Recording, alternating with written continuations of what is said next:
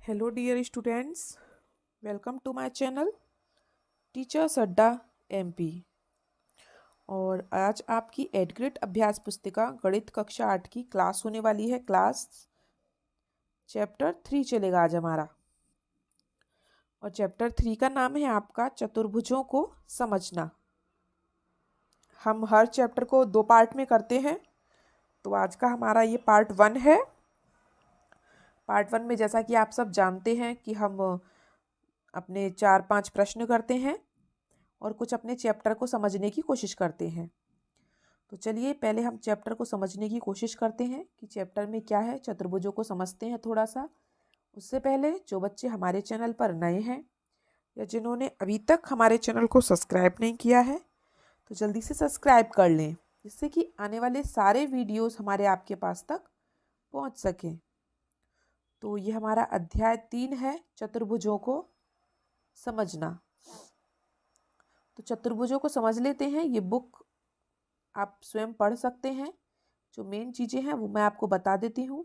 चतुर्भुज हमारे काफ़ी प्रकार के होते हैं। जैसे पहला समलम चतुर्भुज। तो पहले मैं आपको एक चीज़ बता देती हूँ, जैसे वर्ग जिसकी 4 भुजाएं हैं। भुजाएं मतलब ये लाइंस, 1 2 3 4, वो सब चतुर्भुज हैं जिसकी 4 भुजाएं हैं। पहली बात तो आप ये याद रखें। दूसरा, आपका जो वर्ग है वो भी चतुर्भुज है क्योंकि उसकी 4 भुजाएं हैं। आपका जो आयत है उसकी भी 4 भुजाएं हैं, तो ये भी चतुर्भुज है। पतंग होती है इस तरीके से, पतंग की भी 4 भुजाएं हैं, तो वो भी चतुर्भुज है। ठीक है। और कुछ चतुर्भुज हमारे इस तरीके से हैं, जैसे समलंब चतुर्भुज। समलंब चतुर्भुज एक ऐसा चतुर्भुज है जिसमें भुजाओं का एक युग्म समांतर है। मतलब कि इस तरीके से आपका समलंब चतुर्भुज है। ये वाली और ये वाली भुजा कैसी होती है, इनकी बराबर होती है। ठीक है। और जिनकी आमने सामने की ये भुजा बराबर है, तो जो इस रेखा पर जो बने कोण हैं बेटा हमारे, वो क्या होंगे, एक दूसरे के बराबर होंगे। ठीक है।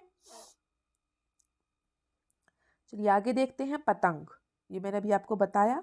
पतंग एक विशिष्ट प्रकार का चतुर्भुज है। इसमें अलग अलग आसन्न भुजाओं के 2 युग्म होते हैं। इसमें ये वाली भुजा दोनों बराबर हैं और ये दोनों भुजाएं बराबर हैं। ठीक है। आगे चलते हैं। समांतर चतुर्भुज।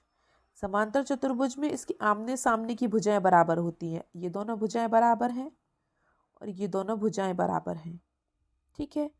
तो जब ये आमने सामने की भुजाएं बराबर होती हैं बेटा, तो इनके जो आमने सामने के कोण हैं, ये दोनों कोण बराबर हैं एक दूसरे के। ठीक है। और ये दोनों कोण एक दूसरे के बराबर हैं। अगर ये कोण मैंने 80 दिया है आपको और ये समांतर चतुर्भुज है, तो ये सामने वाला कोण भी आपका 80 होगा। ठीक है। इस प्रकार से समचतुर्भुज में, समचतुर्भुज आपका एक वर्ग की तरीके का है जिसकी चारों भुजाएं एक बराबर होती हैं। ठीक है। तो आपको ये सब समझ में आ गया होगा। आयत, देखो आयत भी एक चतुर्भुज है। आयत वह समांतर चतुर्भुज है जिसका प्रत्येक कोण 90 अंश का होता है। आयत का जो प्रत्येक कोण है ये कितने का है, 90 अंश का। आयत का भी और वर्ग का भी। ठीक है। चलिए अब हम चलते हैं आगे। कुछ फॉर्मूले थे जो मैंने आपके लिए लिखे हैं यहाँ पे। उससे क्या है, हमारे प्रश्न करना आसान हो जाता है। नहीं तो प्रश्नों में पूछा जाता है कि ये कहाँ से आया, कैसे आया। तो पहली लाइन है, चतुर्भुज के चारों अंतः कोणों का योग। ये चतुर्भुज है, इसकी जो चारों अंदर के कोण है, इनको जब जोड़ेंगे तो इनके कोणों का योग होगा 360। ठीक है। दूसरा, किसी बहुभुज के बाह्य कोणों का योग। कोई भी बहुभुज है, उसके जो बाहर के कोण हैं, बाहर के, उनके कोणों का योग भी कितना होता है, 360। ठीक है। तीसरी लाइन, जैसे कोई हमारे पास कोण है, तो ये जो बाहर का कोण है, ये अंदर का कोण है और ये बाहर का कोण है। ठीक है। ये टोटल मिला के कितने का होता है, दोनों को जोड़ दें तो 180 अंश का। अंतः कोण प्लस बाह्य कोण बराबर 180 अंश का। ठीक है। ये जो अंदर का कोण है और बाहर का कोण है, दोनों कितना होता है बेटा, 180 अंश का। इन क्वेश्चनों में आपसे क्या पूछा जाएगा, भुजाओं की संख्या। जैसे कि कुछ भी एक कोण की माप दे दी, फिर उससे पूछ लिया कि इसमें कितने भुजाएं हैं, इस कोण से कितनी भुजाएं बनेंगी।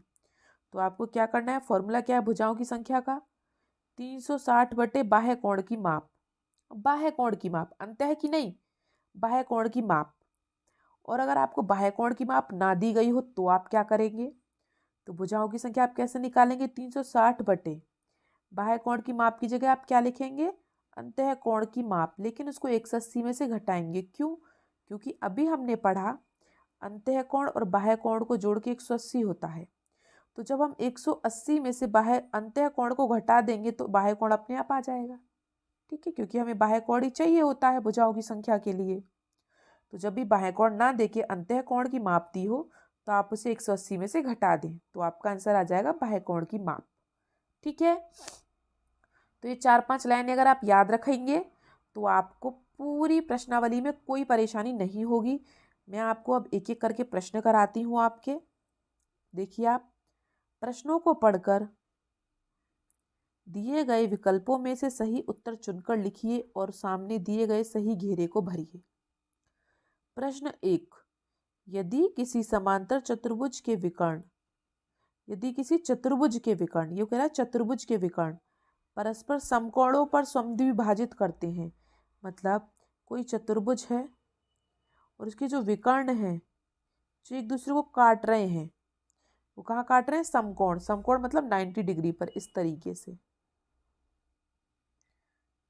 यहाँ पर 90 डिग्री बने तो वो कौन सा चतुर्भुज होता है, तो बेटा वो चतुर्भुज होता है समचतुर्भुज। ठीक है, ऑप्शन ए हमारा सही है।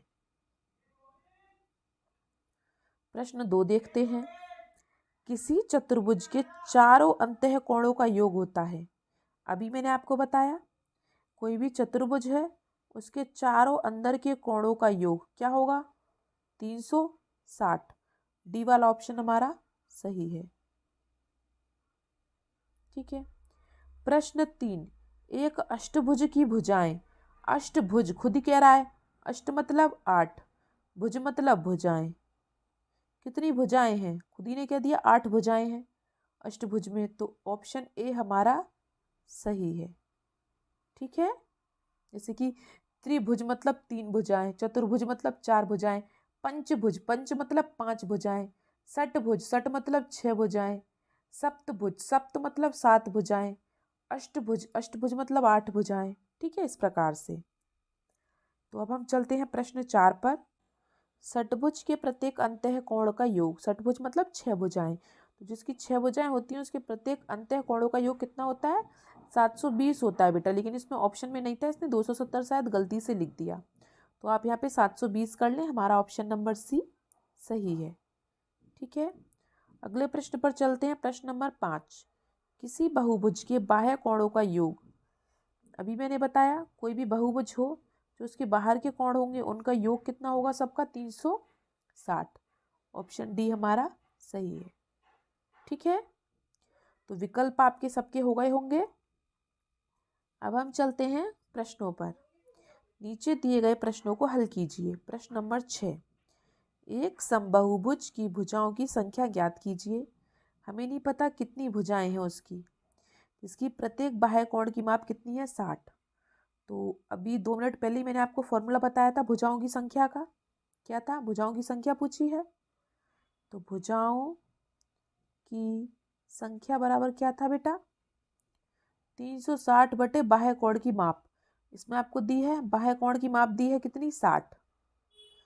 ठीक है, तो काट देंगे हम इसको, 0 से 0 कैंसिल हो जाएगा, हमारे पास ऊपर क्या बचा, 36, और नीचे क्या, 6। तो 6 से भाग कर दो 36 का, 6 बार जाएगा, तो मतलब कि भुजाओं की संख्या कितनी होगी, 6। ठीक है, तो आपको नॉर्मली आप इसे ऐसे लिख सकते हैं, समबाहुभुज की भुजाओं की संख्या बराबर 360 बटे 60 बराबर 6 आंसर, मतलब हमारी कितनी भुजाएं बनेंगी, 6। ठीक है,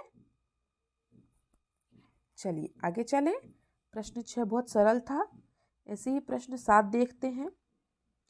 दी गई आकृति में कोण x का माप ज्ञात कीजिए। तो आपको आकृति दिखाई दे रही है सबको, ठीक है। तो बेटा आप देखो इसने क्या है, सारे कोण इसके बाहर के दिए हैं। ये 90 का दिया है, एक 60 का दिया है, एक 110 का दिया है, एक x दिया है, चारों बाहर के कोण दिए हैं। तो बाहर के कोणों का योग कितना होता है? 360। या फिर अंदर के कोण हो तो अंदर के कोणों का भी योग 360 होता है। ठीक है, तो मैंने अंदर के तो वैसे ही लिख दिए थे। अब बाहर के कोणों को ध्यान रखो बस, जो आपको दिए हैं। ठीक है, हमको 4 कोण दिए हैं, तो बाह्य कोणों का योग क्या होता है बेटा? 360। तो बाह्य कोण हमें कौन कौन से दिए हैं? एक 60, एक 90, एक 110 और एक दिया है x, और हमें x का मान निकालना है बराबर 360। 60, 90 और 110 तीनों को जोड़ लिया, क्या आया? 260, और जोड़ का निशान प्लस x बराबर 360। अब जब हम 260 को 360 की तरफ ले जाएंगे तो चिन्ह बदल जाएगा 260 का। अभी फिलहाल इसके आगे प्लस का चिन्ह है, दूसरी तरफ जाके इसका माइनस का चिन्ह हो जाएगा। और 360 में से 260 घटाएंगे तो कितना बचेगा? 100। तो हमारा आंसर क्या आएगा? 100। ठीक है, सबसे सरल तरीका है। याद रखो बाह्य कोणों का योग कितना होता है, अंतः कोणों का योग कितना होता है, या बहुभुज की संख्या कैसे निकालते हैं। 2-4 फॉर्मूले याद होंगे तो आपके जो प्रश्न हैं वो बहुत आसानी से हल हो जाते हैं। ठीक है, चलिए तो हो गया सबका हल। आपको वीडियो कैसी लगी कमेंट बॉक्स में ज़रूर बताएं, और आपको किसी भी क्वेश्चन में कोई भी समस्या होती है तो आप कमेंट बॉक्स में पूछ सकते हैं। वीडियो को लाइक करें, अपने दोस्तों के साथ शेयर करें और सब्सक्राइब करना ना भूलें। हमारी वीडियो को देखने के लिए आप सबका बहुत बहुत थैंक यू। मिलते हैं हम आपसे अगली क्लास में, तब तक के लिए आपका दिन शुभ हो। Have a nice day and thank you.